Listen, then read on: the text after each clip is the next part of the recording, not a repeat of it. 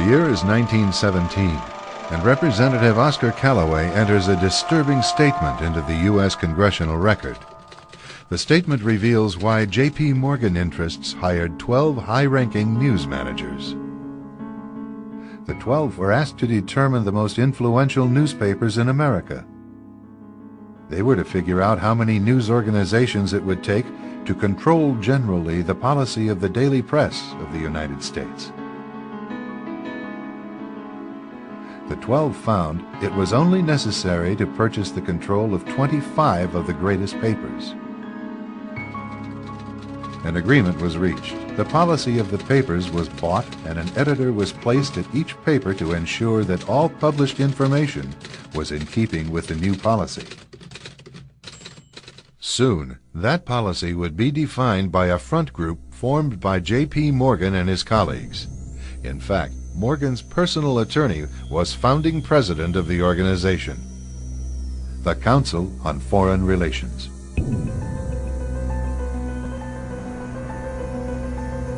Today, the CFR maintains that its goal is to increase America's understanding of the world. However, the actual objective of this highly exclusive club is revealed by the rare admissions of the insiders themselves. In the early 60s, a Georgetown University professor collects information for a book favorable to the network of powerful men who founded the CFR. For 2 years, Professor Carroll Quigley is allowed to examine the confidential papers and secret records of this network. Quigley reveals that these men aim to create a world system of financial control in private hands, able to dominate the political system of each country and the economy of the world as a whole. In short, they seek total and quiet control of the entire world. And the CFR is their most visible conduit for carrying out that agenda. CFR members include America's wealthiest tycoons, as well as the highly placed elite in government, academic institutions, tax-exempt foundations, and the establishment media. Ruling Class Journalists, written by Richard Harwood, describes the CFR membership as the ruling establishment in the United States. The Washington Post article boasted that news reporters who are CFR members do not merely analyze and interpret foreign policy for the United States, they help make it.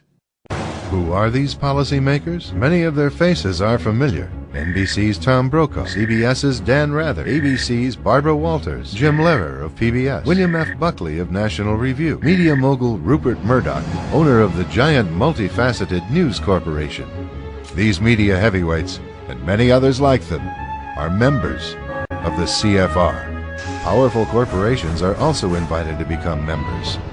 At the close of the 20th century, CFR influence presided over far-reaching consolidations of media control.